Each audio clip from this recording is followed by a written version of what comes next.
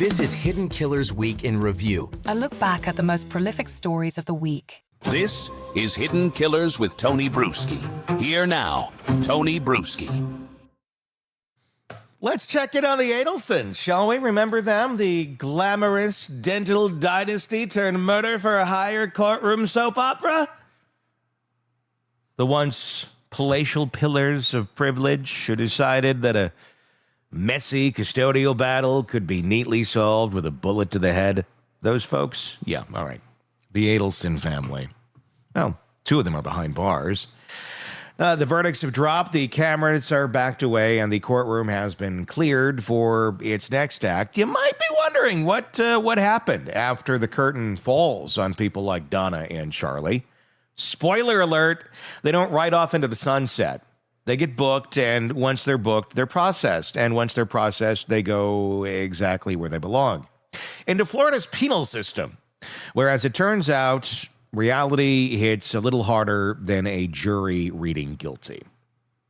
You wondering what's up with them right now? What's going on with Donna? How is she handling life behind bars? Because we know she was doing so well previously when she had that hearing in summer about, oh my gosh, the mattresses are uncomfortable and my earwax is horrible and da-da-da-da-da-da. I'm sure it's better now, right? Oh, no. The matriarch, the orchestrator, the doting grandma with a warm smile and a murder plot. On September 13th, just 9 days after her conviction for orchestrating the 2014 hit on FSU law professor Dan Markel, Donna Adelson was caught doing something almost unthinkable in her new surroundings, crying loudly, repeatedly. So loudly, in fact, that corrections officers at the Leon County Jail filed a report. Because when your grief echoes through a pod full of female inmates, some of whom would sell the sound of your sniffles for a sentence reduction, it becomes a security concern. According to the jail log, Donna was sobbing uncontrollably, pounding on the door of her cell and shouting, "I can't take it anymore!" Which is, of course, ironic because just a few months earlier, she seemed to be handling things quite well, even planning a hasty one-way trip to Vietnam with no extradition treaty. But 9 days behind bars, that's the line? That's where things break for you, Donna? This wasn't just some quiet existential unraveling. This was a full-blown vocal performance. She wasn't whispering sweet nothings into her tablet. "Charlie, I love you. I love you, my son. I'm so sorry we could never consummate our Norman Bates-like relationship." Oh, wait, maybe she didn't. Anyway, she wasn't whispering sweet nothings into her tablet. She was loudly proclaiming that the judge, the lawyers, the jurors, everyone really had gotten it wrong. She's now known as inmate 274451. That sounds like Donna Adelson, right? 274451. Sounds pretty close. So 274451, for the record, is her name now. That's Donna, a number. No more Dr. Adelson's wife. No more Boca brunches. No more micromanaging the family empire. Just an aging witch in a cement cell yelling at the walls and calling it justice. It gets better or worse depending on your perspective because corrections officers didn't just note the outburst, they flagged it, not because they were concerned for Donna's feelings, but because she was blurting out details of her trial in a direct supervision housing unit. That means other inmates with earshot could hear every word. And in the jail economy, privileged information is a form of currency. Donna wasn't just venting, she was practically auditioning new informants. To be clear, she didn't say, "I did it." There was no tearful confession, allegedly. But she also didn't say at any point, "I'm innocent." What she said over and over was more a version of, "They screwed me." And there's a big difference. Innocent people usually cling to that word like a life raft. Donna, she's clinging to the idea that everyone else is incompetent.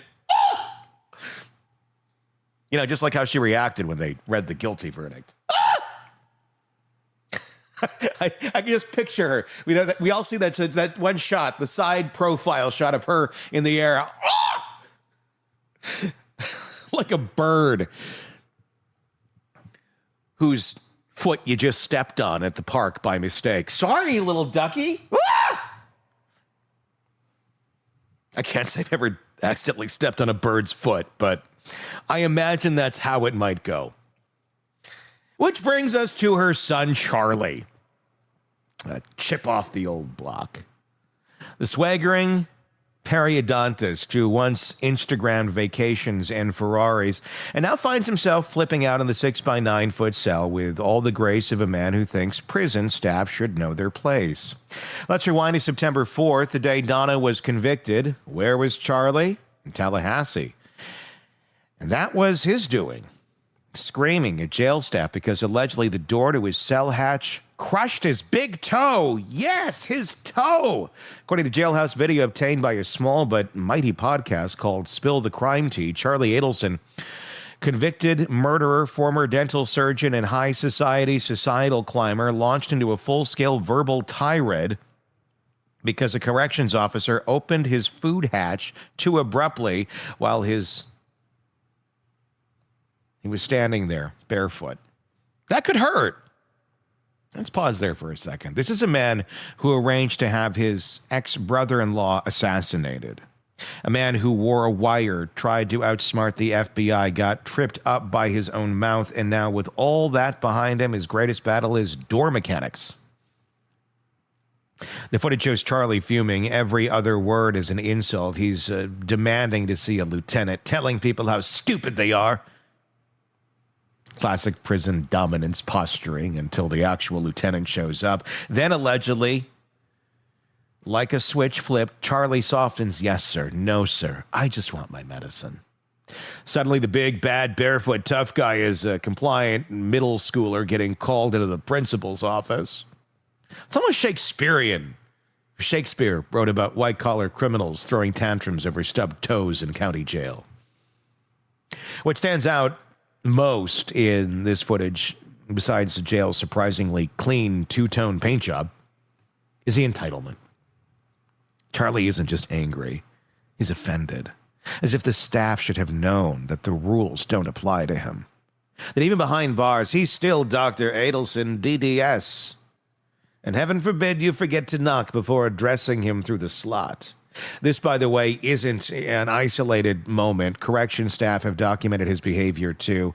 Entitled, unpredictable, and deeply fixated on perceived slights. That doesn't describe a narcissist at all. The toe incident wasn't a one-off. It was a window into how someone accustomed to control handles the complete and total absence of it. Which is to say poorly. Both Donna and Charlie are, in the clinical sense, adjusting to incarceration, but in reality, they're spiraling. Donna is still in Leon County Jail. The transfer to her permanent facility in the progress. She's on tablets constantly, talking, complaining, broadcasting, to the point where jail staff literally noted if information leaks from this unit, Donna did it herself. Charlie, meanwhile, is doing time in South Dakota, far from family, far from familiarity, and definitely far from the Ferrari. He's had his own behavioral write-ups, from the infamous blanket over the bunk infraction, a no-no in high security units, to the aforementioned toe saga. He alternates between rage and resignation, between lashing out and curling inward. And while neither has proclaimed innocence with any conviction or clarity, they both seem absolutely convinced that they are victims of injustice. Which is fascinating, because actual victims like Dan Markel's children, who now grow up without a father, don't get jail logs or a chance to scream at the system, or 6% battery on a taxpayer-funded tablet. Instead, they get silence. Maybe that's the part that cuts deepest. Not the performative grief, not the tantrums, but the sheer audacity of it all. The way Donna, even now, can sob about her life being ruined when it was her decision that ended someone else's. The way Charlie still talks like he's owed something, when he spent years trying to outmaneuver the law like it was a bad Yelp review. And maybe in that context, prison is the one place that makes sense. Not because it reforms them, but because it finally reflects who they are. People who believe they're above consequences until the cell door slams and suddenly they're very much not. And in the end, the Adelsons are not exceptional, not really. They're textbook. They're what happens when entitlement meets desperation, when image overtakes ethics, when a family decides that murder is preferable to a messy court battle. And now, instead of planning birthdays, they're managing commissary deposits. Instead of manipulating court calendars, they're begging for tablet chargers. Justice doesn't always feel satisfying, but sometimes, if you listen closely to the walls of Leon County Jail, you can hear it screaming that it can't take it anymore. And honestly, it's kind of the point. Let me know your thoughts in the comments section on YouTube. If you're not already there, search Hidden Killers with Tony Bruschi, and that's where you'll find us. Be sure to press subscribe wherever you're listening to podcasts as well, so you don't miss any of our commentary and coverage of the stories that we got for you right here at True Crime Today and the Hidden Killers podcast. I'm Tony Bruschi. We'll talk again real soon. Want more on this case and others? Then press subscribe now and don't miss a moment of true crime coverage from Tony Bruschi and the Hidden Killers podcast.